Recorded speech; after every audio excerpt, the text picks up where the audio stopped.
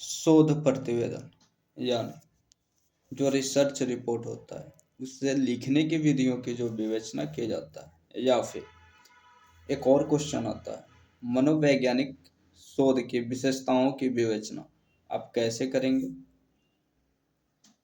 और इसका जो आंसर होगा ये बहुत ही इजी होगा और आपको समझने के लिए थोड़ा सा लंबा होगा कंबाइंड, ताकि ना आपको ये सारी चीज़ें समझ में आ जाए।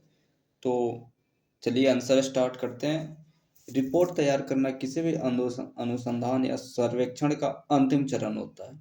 यह एक प्रकार से समस्त अनुसंधान का लिखित विवरण है। इसमें अध्ययन समस्या के चुनाव, उसके अध्ययन की प्रणाली, सामग्री संग्रहण, उनसे प्राप्त निष्कर्षों इत्यादि आदि बिंदुओं पर प्रकाश डाला जाता है। आरंभ से अंत तक की समस्त प्रक्रिया को स्पष्ट करना होता है। यद्यपि अनुसंधान की प्रक्रिया निरंतर चलती है, तथापि रिपोर्ट को आगे पीछे तैयार करना आवश्यक है। गुड्डे एवं हार्ट ने भी अमेरिकन सोसाइटी के कथन को उद्धृत करते हुए लिखा है, जब अनुसंधान रिपोर्ट को तैयार करना अनुसंधान का अंतिम चरण है एवं इसका उद्देश्य रुचि रखने वाले लोगों को अध्ययन के समस्त परिणामों को पर्याप्त विस्तार से बताना है एवं उन्हें इस तरह व्यवस्थित करना है जिससे प्रत्येक पाठक को तथ्यों को समझने एवं निष्कर्षों की प्रामाणिकता का उद्देश्य करने के योग्य बनाए। अतः यह स्पष्ट है कि सर्वेक्षण का अंतिम चरण में परिणाम, अध्ययन प्रणाली एवं उन परिणामों से प्राप्त निष्कर्षों आदि को किसी प्रकार की रिपोर्ट द्वारा प्रस्तुत करना आवश्यक है। सामाजिक वैज्ञानिक द्वारा लिखी गई रिपोर्ट किसी सर्वेक्षण करने वाला विभाग की ओर से व्यक्तिगत प्रलेख की तरह लिखी गई रिपोर्ट्स में भिन्नता होती है। किसी भी फॉर्म अथवा विभाग द्वारा प्रस्तुत की जाने वाली रिपोर्ट में अध्ययन प्रणाली पर कम जोर दिया जाता है, लेकिन ये दोनों प्रकार की रिपोर्ट सामान्यतः जनता के लिए लिखी जाने वाली रिपोर्ट से अधिक औपचारिक एवं टेक्निकल होती है। रिपोर्ट तैयार करना इतना सरल नहीं है जितना उसे समझा जाता है। यदि रिपोर्ट में केवल पूछे गए प्रश्नों के उत्तर देने में अपनाई गई पद्धतियों तथा उनके उत्तरों को ही लिखना हो तो रिपोर्ट का कार्य सरल है, लेकिन केवल इतना कर देने मात्र से ही अध्ययन की रिपोर्ट तैयार नहीं होती है। रिपोर्ट में अनुसंधान से संबंधित कई बातों को दिखाना होता है। रिपोर्ट प्रस्तुत करने से पहले अनुसंधान के कुछ भाग ऐसे होते हैं, कई तथ्यों जिनमें परिवर्तन भी करना होता है, कुछ भागों को बिल्कुल छोड़ ही देना होता है तथा तथ्यों की और भी आवश्यकताएं हैं, क्योंकि संग्रहित या अपर्याप्त जो रिपोर्ट होते हैं वो कई तरह के होते हैं तथा कुछ प्रश्नों को हटा देना आवश्यक होता है जो सीधा उत्तर दिए बिना ही छोड़ दिए जाते हैं। कई उत्तर ऐसे होते हैं जो न तो प्रश्नों के सकारात्मक पक्ष को दिखाते हैं, न ही नकारात्मक पक्ष को। अतः ऐसे प्रश्नों के उत्तरों को संदेहास्पद श्रेणी में रखना जरूरी होता है। अतः रिपोर्ट तैयार करने के पूर्व इन समस्त बातों से अवगत होने के लिए बहुत योग्यता एवं सतर्कता की आवश्यकता रहती है। रिपोर्ट प्रस्तुत करने में इन सारे दोषों से बचना जरूरी है। ऐसा तभी संभव है जब सूक्ष्म दृष्टि से प्राप्त तथ्यों का अनुवीक्षण किया जाए, यानी उनको देखा जाए। सर्वेक्षण रिपोर्ट की विषय वस्तु क्या होती है। रिपोर्ट की अंतर वस्तु अथवा भिन्न भिन्न अनुकर्मों का यही अभिप्राय है कि प्रस्तुत की जाने वाली रिपोर्ट में सर्वेक्षण के किन किन पहलुओं का उल्लेख होना चाहिए। प्रधानतः सर्वेक्षण की रिपोर्ट प्रस्तुत करते समय निम्नलिखित बातों का उल्लेख होना आवश्यक है। उनमें कौन कौन सी बातें, आइए अब जानते हैं विस्तार पूर्वक, जिससे कि आपको जो जब लिखोगे तो खास करके बीए में तो आपको एक क्वेश्चन होता है मिनिमम 6 से 7 पेज, पहला क्वेश्चन आपका जाना ही चाहिए।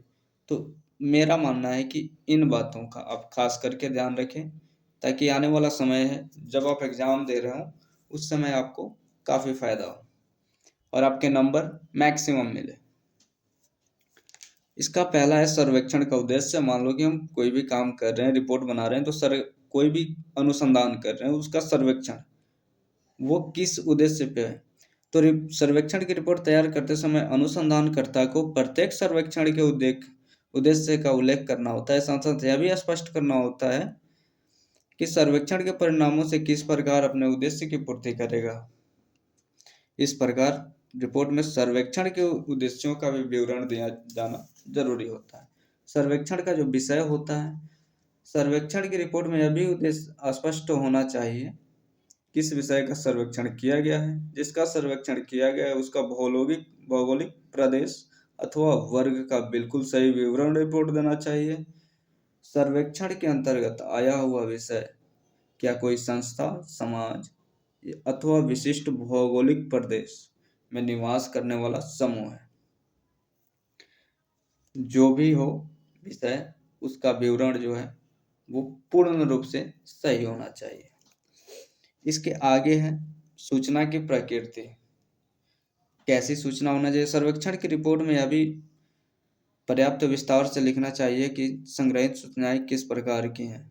इनमें साथ साथ बहुत बात का भी विवरण होना चाहिए कि उद्देश्य और विषय से संबंधित किस किस विषय के बारे में सूचना प्राप्त की गई है। इस उद्देश्य की पूर्ति के लिए अनुसूची अथवा प्रश्नावली एवं सर्वेक्षण काल में प्रयोग किए जाने वाले शब्दों की एक एक प्रति रिपोर्ट के साथ संलग्न करनी चाहिए। इसके द्वारा संग्रहित सूचनाओं के विभिन्न पहलू एवं पद स्पष्ट हो जाएंगे। इसके बाद जो आता है नेक्स्ट हमारा चौथा, वो होता है अध्ययन का क्षेत्र क्या है। रिपोर्ट तैयार करते समय अध्ययन की सीमाओं को भी स्पष्ट कर देना आवश्यक है। इनके द्वारा पाठक को तो सुविधा होगी ही, इसके साथ ही अनुसंधानकर्ता भी आलोचना से बच जाएगा। नहीं तो अगर थोड़ी सी भी मिस्टेक होती है तो फिर वहां पे क्या होता है कि लोग ना आपकी बातों को मजाक उड़ाना चाहते हैं या चालू कर देते हैं कि इन्हें कुछ आता नहीं है। इसके बाद आगे जो है वो है 5वां नंबर, भविष्य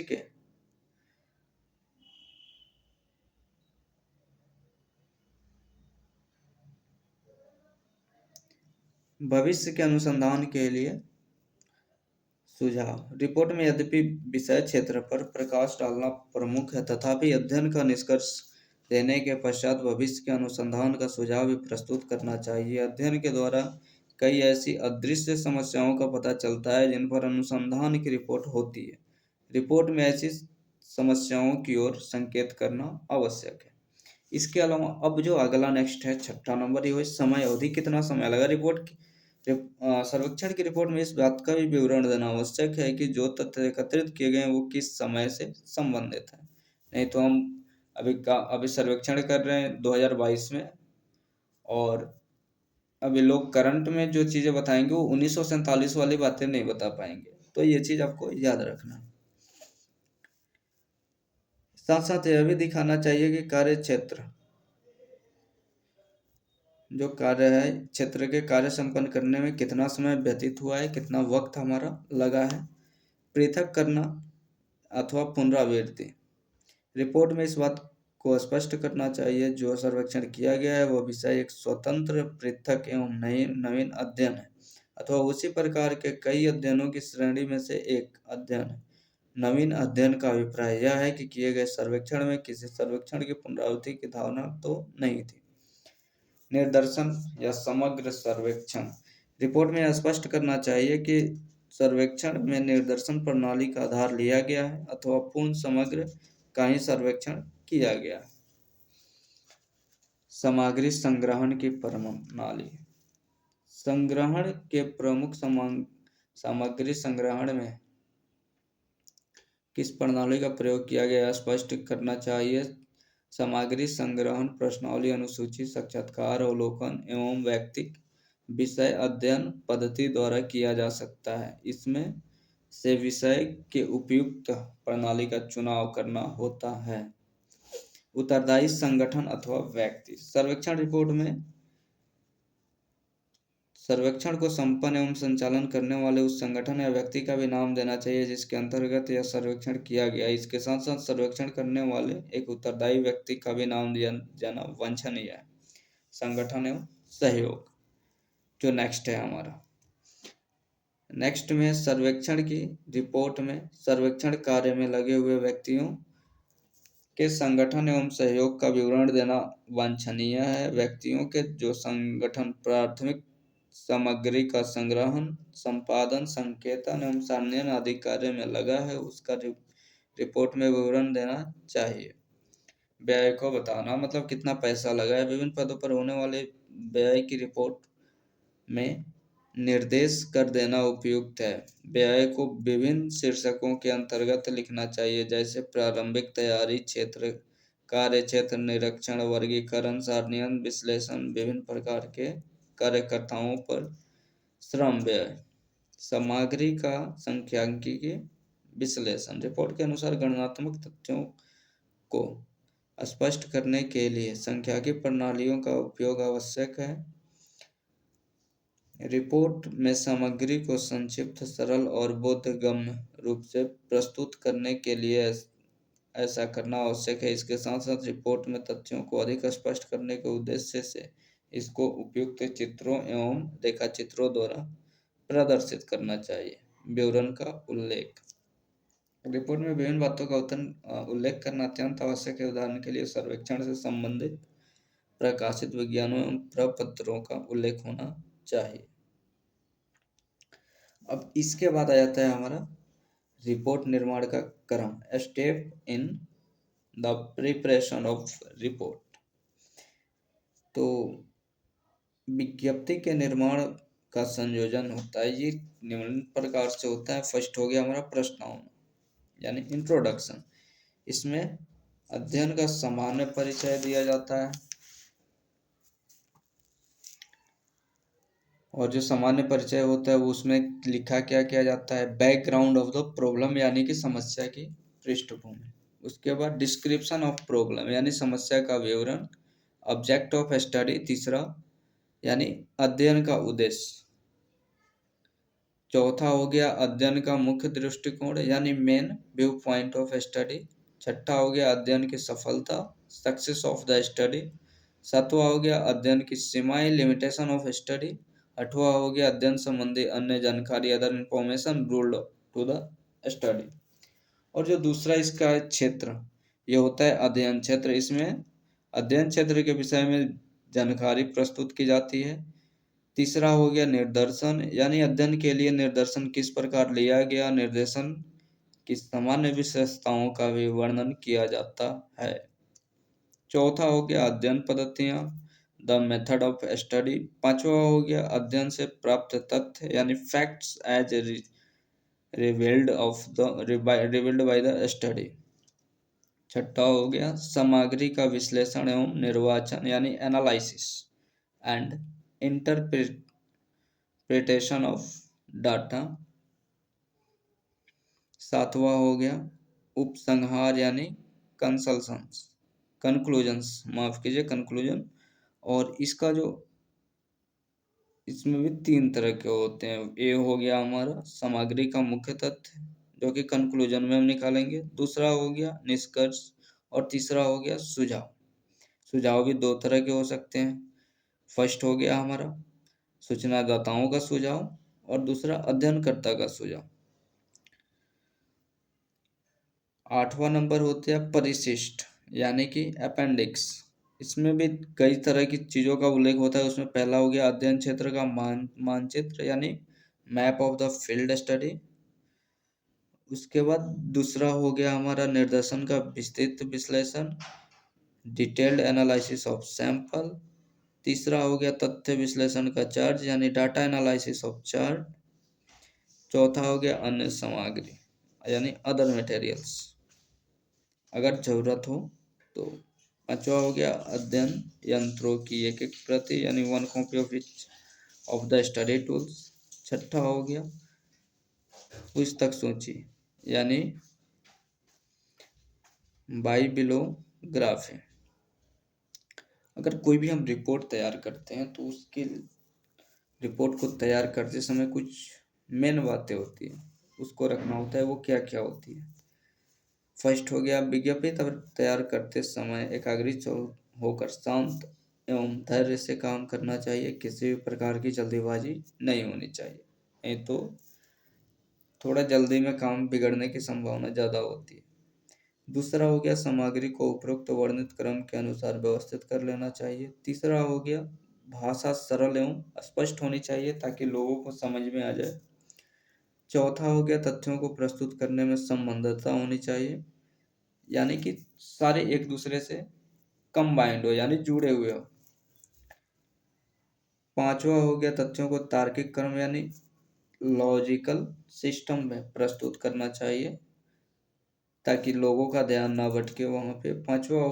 छठा हो गया हमारा विशिष्ट एवं तकनीकी शब्दों को स्पष्ट एवं सरल शब्दों में प्रकट करने के साथ साथ सूक्ष्म परिभाषाओं से और भी स्पष्ट कर देना चाहिए। सातवां हो गया शैली स्पष्ट एवं सरल होनी चाहिए। आठवां हो गया शीर्षक और रूप शीर्षक आवश्यकता अनुसार देना आवश्यक है। नौवा हो गया पाद टिप्पणी यानी फुट नोट्स यथास्थान देते चलना चाहिए। 10 नंबर हो गया सामग्री को स्थान स्थान पर यथासंभव तालिकाओं में प्रस्तुत करना चाहिए।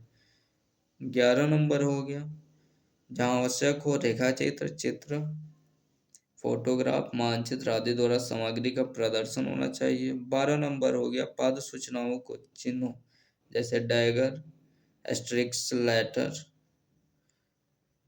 आदि से प्रदर्शित करना चाहिए, हर बार अंकों से नहीं। 12 13 नंबर में यह हो गया जिन पुस्तकों से सहायता ली गई है उनका उल्लेख पाद सूचना के अंतर्गत करना चाहिए। तो फ्रेंड्स ये था हमारा रिपोर्ट तैयार करने की जो ज़रूरतें होती हैं और जो मनोवैज्ञानिक शोध की जो विशेषताएं होती हैं या फिर शोध प्रतिवेदन लिखने की जो क्रियाएं होती है विधि होती है या फिर रिसर्च रिपोर्ट को प्रिपेयर कैसे जाए किया जाए इसकी जो विधि होती है